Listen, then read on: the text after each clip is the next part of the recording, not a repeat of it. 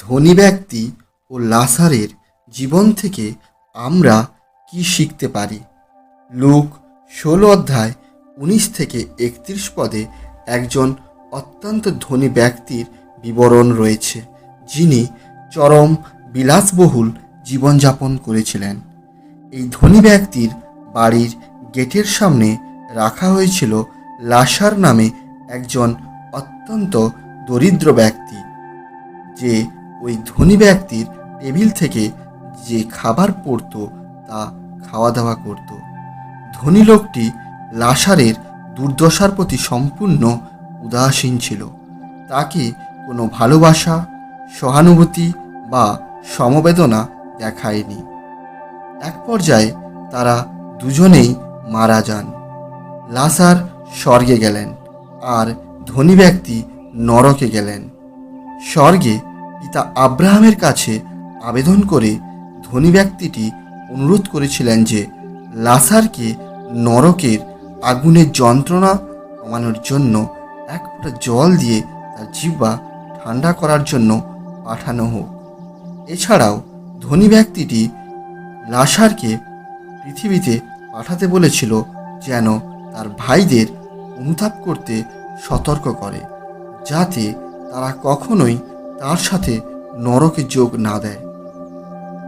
উভয় অনুরোধ প্রত্যাখ্যান করা হয়। আব্রাহাম ধনী ব্যক্তিকে বলেছিলেন যে যদি তার ভাইয়েরা ঈশ্বরের বাক্যে বিশ্বাস না করে, তবে তারা একজন বার্তাবাহককে বিশ্বাস করবে না, এমনকি যদি সে সরাসরি স্বর্গ থেকে আসে।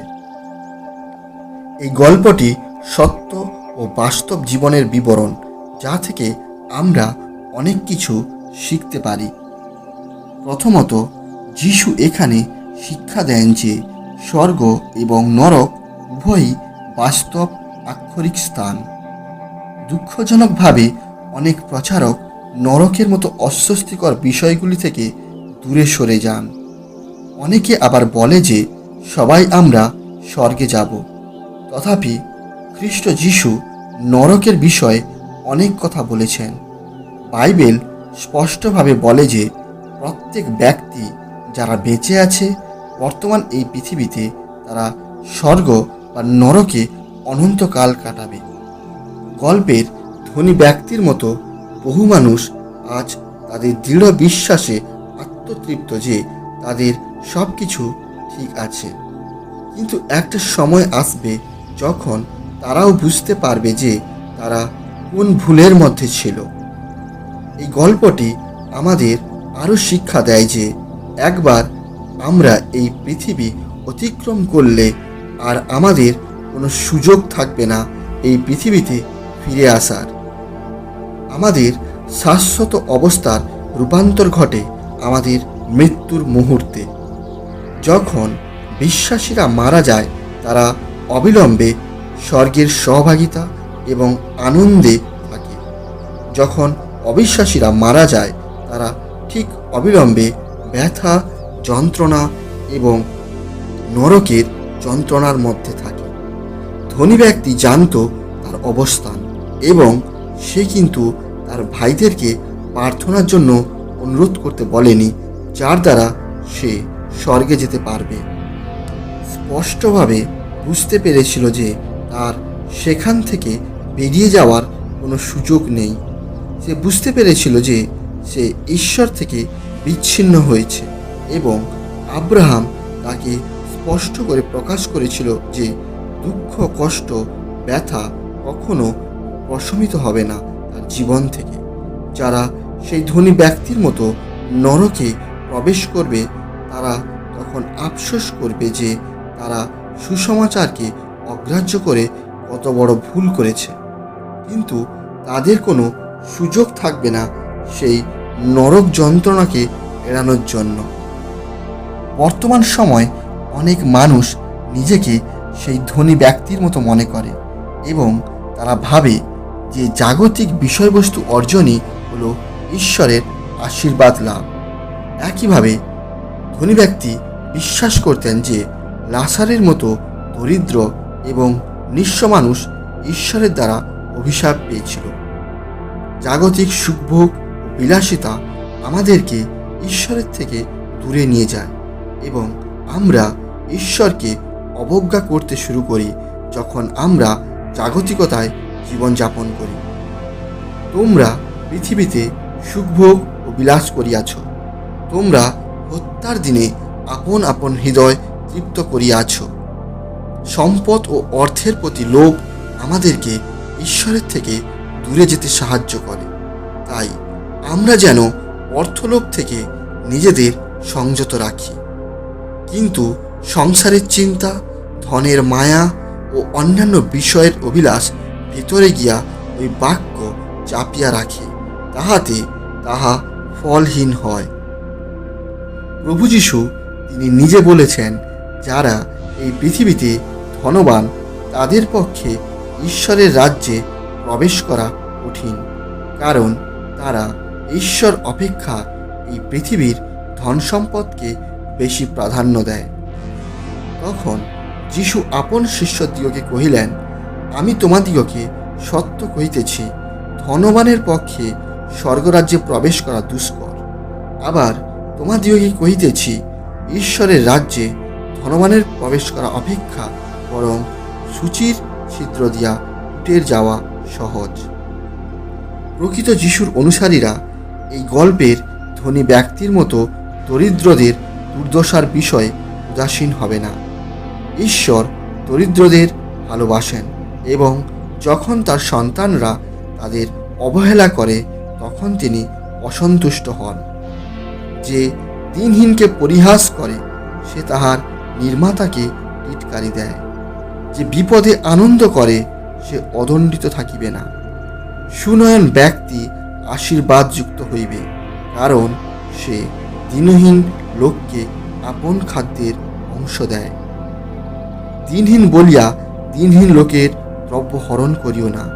দুঃখীকে পুরোদারে চূর্ণ করিও না, কেননা সদাপ্রভু তাহাদের পক্ষ সমর্থন করিবেন, আর যাহারা তাহাদের দ্রব্য হরণ করে তাহাদের প্রাণ হরণ করিবেন।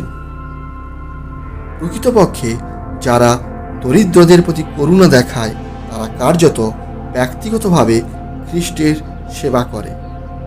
কেননা আমি ক্ষুধিত হইয়াছিলাম আর তোমরা আমাকে আহার দিয়াছিলে, পিপাসিত হইয়াছিলাম আর আমাকে পান করাইয়াছিলে, অতিথি হইয়াছিলাম আর আমাকে আশ্রয় দিয়াছিলে, বস্ত্রহীন হইয়াছিলাম আর আমাকে বস্ত্র পরাইয়াছিলে, পীড়িত হইয়াছিলাম আর আমার তত্ত্বাবধান করিয়াছিলে, কারাগারস্থ হইয়াছিলাম আর আমার নিকটে আসিয়াছিলে।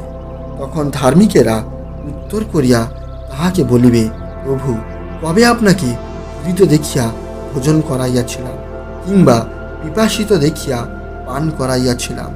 কবেই বা আপনাকে অতিথি দেখিয়া আশ্রয় দিয়াছিলাম, কিংবা বস্ত্রহীন দেখিয়া বস্ত্র পরাইয়াছিলাম?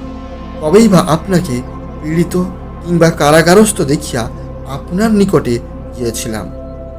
তখন রাজা উত্তর করিয়া তাহাদিগকে বলিবেন, আমি তোমাদিগকে সত্য কহিতেছি, আমার এই ভাতৃগণের এই ক্ষুদ্রতম দিগের মধ্যে একজনের প্রতি যখন ইহা করিয়াছিলে তখন আমারই প্রতি করিয়াছিলে।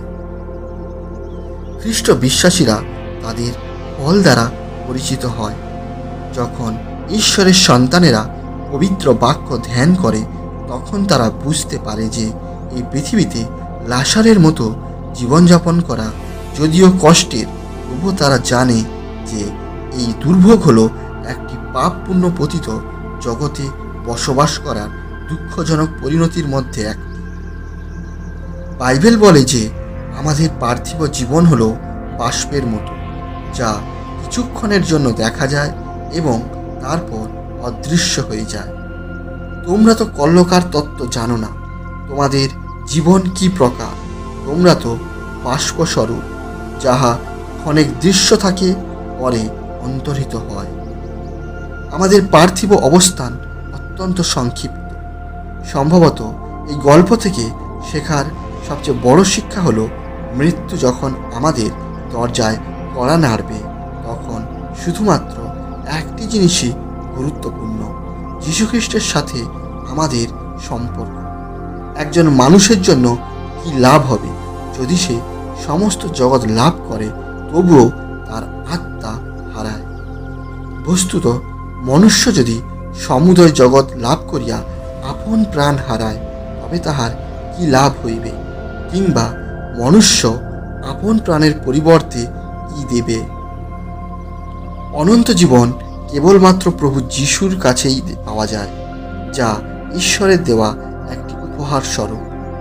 এই অনন্ত জীবন আমরা পেতে পারি প্রভু যিশুকে বিশ্বাস করার মধ্য দিয়ে, অনুতপ্ত হৃদয়ে পাপের পথ থেকে ধার্মিকতার পথে ফিরে আসার দ্বারা। আর সেই সাক্ষ্য এই যে ঈশ্বর আমাদিগকে অনন্ত জীবন দিয়াছেন এবং সেই জীবন তার পুত্রে আছে। পুত্রকে যে পাইয়াছে সে সেই জীবন পাইয়াছে। ঈশ্বরের পুত্রকে যে পায় নাই সে সেই জীবন পায় নাই। প্রকৃত সত্য হল, পৃথিবীতে যদি আমরা ঈশ্বরের থেকে আলাদা থাকতে চাই তাহলে অনন্তকালের জন্য ঈশ্বর তিনিও আমাদের থেকে পৃথক থাকবেন। আমেন।